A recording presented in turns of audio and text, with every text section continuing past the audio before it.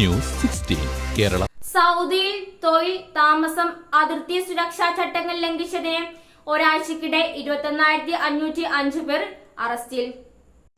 സൗദിയിൽ താമസ തൊഴിൽ അതിർത്തി സുരക്ഷാ ചട്ടങ്ങൾ ലംഘിച്ചതിന് ഒരാഴ്ചക്കിടെ 21,505 പേർ അറസ്റ്റിലായി.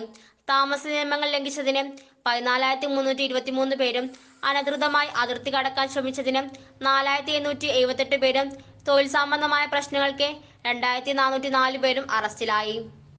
അനധികൃതമായി രാജ്യത്തേക്ക് പ്രവേശിക്കാൻ ശ്രമിച്ചതിന് അറസ്റ്റിലായ 1,295 പേരിൽ 61% എത്യോപ്യക്കാരും 37% യമനികളും 2% മറ്റു രാജ്യക്കാരുമാണ്.